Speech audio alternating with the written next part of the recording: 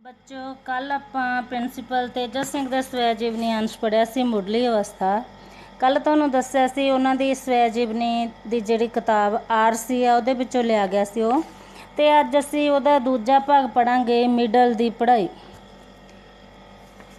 ਸੰਨ 1905 ਵਿੱਚ ਇੱਕ ਦਿਨ ਸਵੇਰੇ ਮੈਂ ਘਰਦਿਆਂ ਤੋਂ ਚੋਰੀ ਕੁਝ ਬੋਰੀਆਂ ਨਾਲ ਰਲ ਕੇ ਰਾਵਲਪਿੰਡੀ ਭੱਜ ਆਇਆ।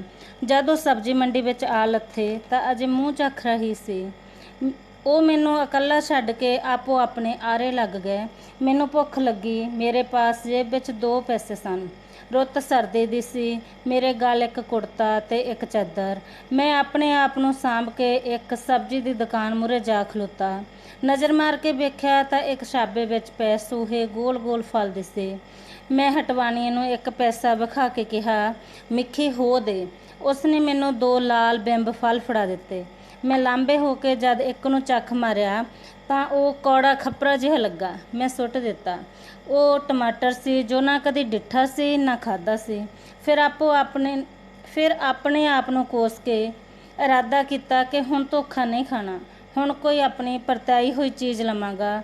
ਸੋ ਦੂਜੇ ਪੈਸੇ ਦੀਆਂ 2 ਡਾਂਗਾਂ ਜਿੱਡੀਆਂ ਮੂਲੀਆਂ ਮੁੱਲ ਲਈਆਂ ਤੇ ਚੜ੍ਹਦੀ ਧੁੱਪ ਵਿੱਚ ਇੱਕ ਨੁੱਕਰੇ ਬਹਿ ਕੇ ਖੂਬ ਰੱਜ ਕੇ ਖਾਧੀਆਂ। ਮੈਂ ਪਹਿਲੀ ਵਾਰ ਸ਼ਹਿਰ ਆਇਆ ਸਾਂ। ਉੱਥੇ ਨਾ ਸੀ ਕੋਈ ਜਾਣ ਨਾ ਪਛਾਣ। ਸਾਰਾ ਦਿਨ ਭੌਂਦਾ ਰਿਹਾ। ਚਾਅ ਸੀ ਪੜ੍ਹਨ ਦਾ, ਪਰ ਸਕੂਲ ਤੱਕ ਪਹੁੰਚਣ ਕਿਵੇਂ ਹੋਵੇ। ਸ਼ਾਮ ਦੇ 4 ਵਜੇ ਇੱਕ ਧਰਮਸ਼ਾਲਾ ਦੇ ਥੜੇ ਕੋਲੋਂ ਲੰਘ ਰਿਹਾ ਸਾਂ। ਉਸ ਉੱਤੇ ਇੱਕ ਬਿਰਧ ਸਿੰਘ ਬੈਠਾ ਸੀ ਤੇ ਇੱਕ ਬਿਰਧ ਹਿੰਦੂ। ਸਿੰਘ ਜੀ ਨੇ ਮੈਨੂੰ ਓਪਰਾ ਜਿਹਾ ਵੇਖ ਕੇ ਪੁੱਛਿਆ, ਕਾਕਾ ਕੀ ਢੂੰਡਣਾ ਵੇ? ਮੈਂ ਕਿਹਾ, ਜੀ ਮੈਂ ਕੰਮ ਲੱਭਣਾ ਵਾ। ਕਿਹੜੀ ਨੌਕਰੀ ਕਰਨੀ ਆ? ਜੀ ਜਿਹੜੀ ਲੱਭ ਪਵੇ। ਬਿਰਧ ਹਿੰਦੂ ਕਹਿਣ ਲੱਗਾ, ਨੌਕਰੀ ਨਹੀਂ ਕਰਸੋਂ?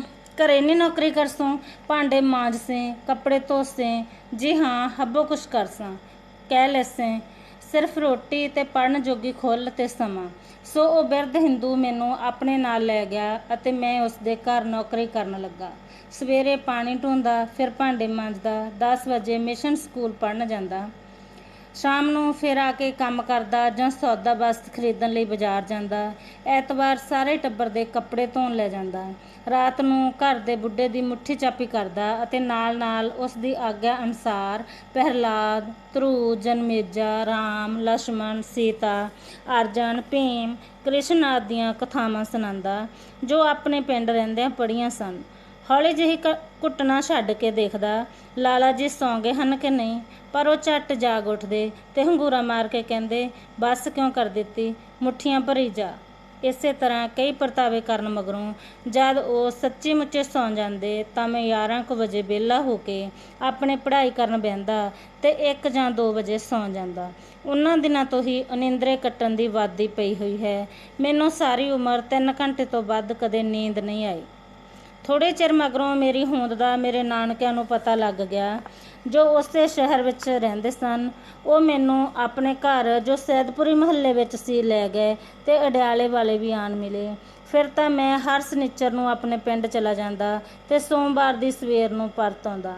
ਜਿਵੇਂ ਮੈਂ ਕਿਤਾਬ ਸੱਭਿਆਚਾਰ ਦੇ ਲੇਖ ਘਰ ਦਾ ਪਿਆਰ ਵਿੱਚ ਦੱਸਿਆ ਹੈ ਕਿ ਅਡਿਆਲੇ ਪਿੰਡ ਦੀ ਝਾਕੀ ਮੈਨੂੰ ਇੰਨੀ ਪਿਆਰੀ ਲੱਗਦੀ ਸੀ ਕਿ ਜਾਂਦੀ ਵੇਰ ਤੇ ਆਉਂਦੀ ਵੇਰ ਕਈ ਕਦਮ ਪਿੱਛੇ ਹਟ ਕੇ ਵੇਖਦਾ, ਪਰ ਫਿਰ ਵੀ ਨਾ ਰੱਜਦਾ। ਹੁਣ ਤਾਂ ਉਹ ਝਾਕੀਆਂ ਸਾਡੇ ਲਈ ਬਗਾਨੀਆਂ ਹੀ ਹੋ ਗਈਆਂ ਹਨ। ਮੇਰੇ ਨਾਨਕੇ ਮੋਨੇ ਸਨ, ਪਰ ਮੇਰੀ ਇੱਕ ਮਾਮੀ ਦੀਵਾਨਦਈ ਸਿੱਖਾਂ ਦੀ ਧੀ ਸੀ। ਉਹ ਮੈਨੂੰ ਬਹੁਤ ਲਾਡ ਪਿਆਰ ਕਰਦੀ ਸੀ। ਸਕੂਲ ਜਾਣ ਤੋਂ ਪਹਿਲਾਂ ਮੈਨੂੰ ਰੋਟੀ ਖਵਾਉਂਦੀ ਤੇ ਗਰਮ ਗਰਮ ਫੁਲਕੇ ਉੱਤੇ ਘਿਓ ਪਾ ਕੇ ਕਹਿੰਦੀ, ਲੁੱਠਿਆ ਛੇਤੀ ਛੇਤੀ ਖਾ ਲੈ, ਆਈ ਉਹ ਨਾਨੀ। ਮੈਂ ਸੜਦੇ ਮੂੰਹ ਘਿਓ ਵਾਲੀ ਬੁਰਕੀ ਮੂੰਹ ਵਿੱਚ ਪਾਉਂਦਾ ਤੇ ਅੰਦਰ ਲੰਘਾਉਂਦੀ ਕਰਦਾ। ਉਹ ਮੈਥੋਂ ਸਵੇਰੇ ਜਪਜੀ ਤੇ ਸ਼ਾਮ ਨੂੰ ਰਹਿ ਰਸ ਦਾ ਪਾਠ ਸੁਣਦੀ। ਉਸ ਨੂੰ 1905 ਵਿੱਚ ਪਲੇਗ ਹੋ ਗਈ। ਮੈਂ ਉਸ ਨੂੰ ਅੱਕ ਦੀਆਂ ਕਰੂਮਲਾਂ ਲਿਆ ਦਿੰਦਾ ਤੇ ਉਹ ਹੜੱਪ ਕਰਕੇ ਖਾ ਜਾਂਦੀ, ਪਰ ਉਸ ਦੀ ਵਧੀ ਹੋਈ ਨਹੀਂ ਸੀ। ਉਹ ਮੇਰੇ ਸਾਹਮਣੇ ਪੂਰੀ ਹੋ ਗਈ। ਜਾਂਦੀ ਵੇਰ ਮੈਨੂੰ ਆਪਣੀ ਇੱਕੋ ਇੱਕ ਬੱਚੀ ਭੈਣ ਲక్ష్ਮੀ ਵੱਲ ਧਿਆਨ ਦਵਾ ਕੇ ਇਹ ਸੌਂਪਣੀ ਕਰ ਗਈ ਕਿ ਇਸ ਦਾ ਵਿਆਹ ਕਿਸੇ ਸਿੱਖ ਨਾਲ ਹੋਵੇ।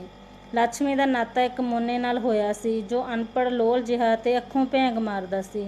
ਲੜਕੀ ਪੜ੍ਹਾਈ ਵਿੱਚ ਲਾਇਕ, ਸੁਨੱਖੀ ਤੇ ਹਰ ਤਰ੍ਹਾਂ ਨਾਲ ਉੱਚੀ ਬਿਰਤੀ ਵਾਲੀ ਸੀ। ਸੰਯੋਗ ਨਾਲ ਹੋਇਆ ਵੀ ਇਉਂ ਕਿ ਉਸ ਦਾ ਵਿਆਹ ਇੱਕ ਉੱਚੇ ਖਾਨਦਾਨ ਦੇ ਲਾਇਕ ਸਿੱਖ ਨਾਲ ਕਰਾਇਆ ਗਿਆ। ਭਾਵੇਂ ਲੜਕੀ ਦਾ ਪਿਤਾ ਵਿਆਹ ਵਿੱਚ ਨਾ ਬੈਠਾ ਤੇ ਵਰ੍ਹਿਆਂ ਤੀਕ ਉਸ ਨੂੰ ਨਾ ਅਪਣਾਇਆ। ਲక్ష్ਮੀ ਨੂੰ ਸੁੱਖ ਮਿਲਿਆ ਅਤੇ ਧਾਰਮਿਕ ਦੁਆਲਾ ਮਿਲਿਆ, ਜਿਸ ਵਿੱਚ ਰਹਿ ਕੇ ਉਹ ਆਪਣੀ ਮਾਂ ਤੇ ਨਾਨੀ ਦੇ ਪੂਰਨਿਆਂ ਤੇ ਚੱਲ ਕੇ ਆਪਣੇ ਖਰਚ ਤੇ ਗੁਰਦੁਆਰਾ ਸਜਾ ਕੇ ਉਸ ਵਿੱਚ ਨਿੱਤ ਕੀਰਤਨ ਕਰਾਉਂਦੀ ਤੇ ਸਾਰੇ ਟੱਬਰ ਨੂੰ ਧਰਮੀ ਬਣਾ ਰੱਖਦੀ। ਸੰਨ 1947 ਦੇ ਘੱਲੂਘਾਰੇ ਵਿੱਚ ਉਸ ਦਾ ਸਭ ਕੁਝ ਲੁੱਟਿਆ ਗਿਆ ਤੇ ਰਾਵਲਪਿੰਡੀ ਤੋਂ ਉੱਜੜ ਕੇ ਖਾਲੀ ਹੱਥੀਂ ਦਿੱਲੀ ਵਿੱਚ ਆਣ ਵਸੀ।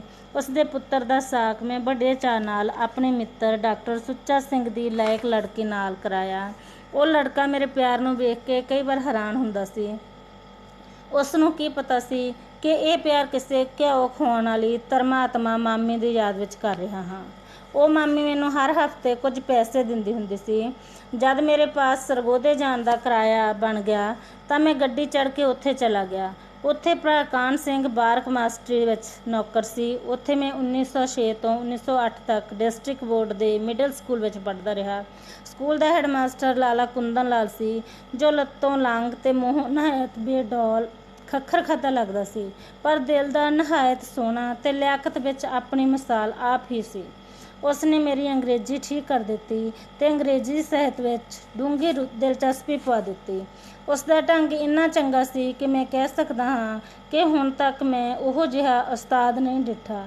ਉਹ ਵਿਦਿਆਰਥੀ ਦੀ ਉਮਰ, ਸੂਝ ਅਤੇ ਰੁਚੀ ਅਨੁਸਾਰ ਕਿਤਾਬ ਆਪਣੇ ਪਾਸੋਂ ਦਿੰਦਾ ਤੇ ਨਿੱਤ ਗਹੁ ਕਰਕੇ ਉਸ ਦੀ ਲਿਆਕਤ ਵਧਾਉਂਦਾ।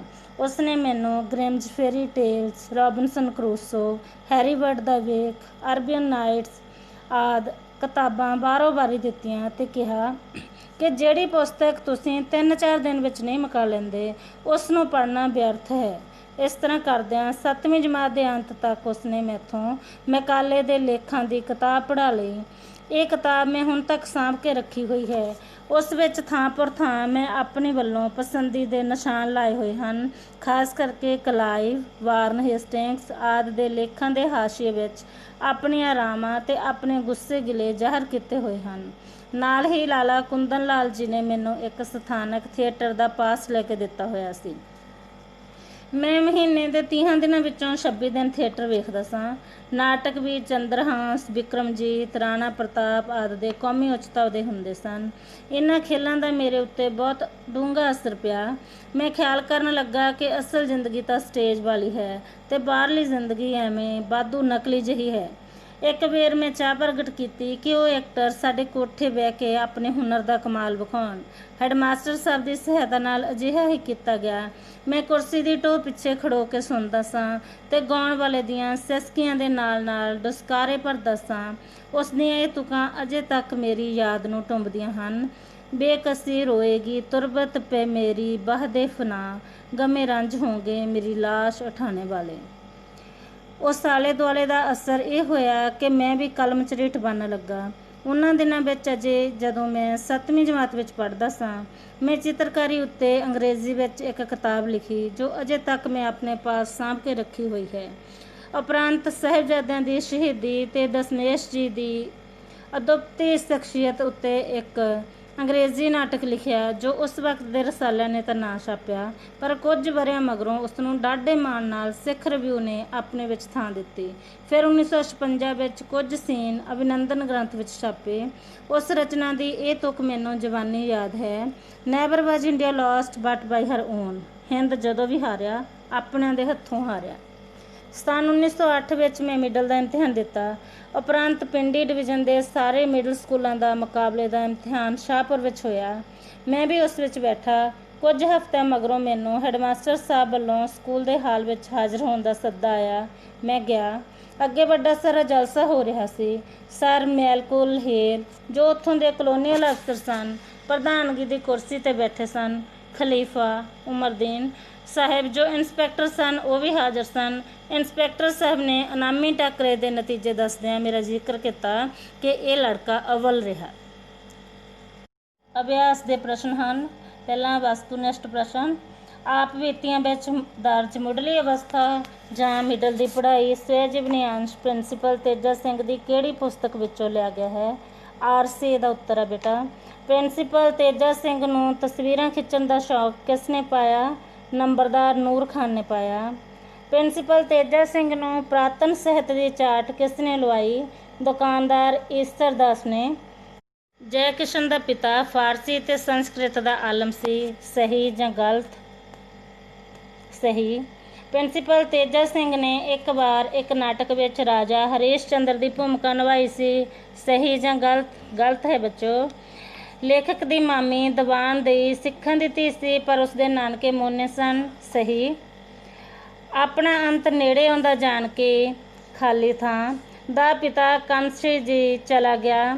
ਖਾਲੀ ਸਥਾਨ ਭਰੋਆ ਜੈ ਕਿਸ਼ਨ ਦਾ ਪਿਤਾ ਸੀ ਬੱਚੋ ਇੱਥੇ ਖਾਲੀ ਸਥਾਨ 'ਚ। ਬਖਸ਼ੀ ਕਿਰਪਾ ਰਾਮ ਜਦੋਂ ਲੇਖਕ ਦੇ ਘਰ ਆਉਂਦਾ ਤਾਂ ਉਹ ਖਾਲੀ ਥਾਂ ਦੀ ਮੂਰਤੀ ਵੀ ਆਪਣੇ ਨਾਲ ਲੈ ਆਉਂਦਾ। ਕ੍ਰਿਸ਼ਨ ਦੀ ਮੂਰਤੀ ਲੈ ਆਉਂਦਾ। ਖਾਲੀ ਥਾਂ ਵਿੱਚ ਕ੍ਰਿਸ਼ਨ ਭਰਨਾ ਹੈ।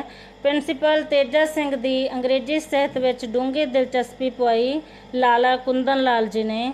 ਪ੍ਰਿੰਸੀਪਲ ਤੇਜਾ ਸਿੰਘ ਦੀ ਮਾਮੀ ਦੀਵਾਨ ਦੀ ਉਸ ਨੂੰ ਗਰਮ ਫੁਲਕੇ ਉੱਤੇ ਕੀ ਪਾ ਕੇ ਦਿੰਦੀ ਸੀ? ਘਿਓ ਪਾ ਕੇ ਦਿੰਦੀ ਸੀ ਬੱਚੋ। ਇਹ ਪ੍ਰਸ਼ਨ ਤੁਸੀਂ ਲਿਖਣੇ ਤੇ ਯਾਦ ਕਰਨੇ ਆ।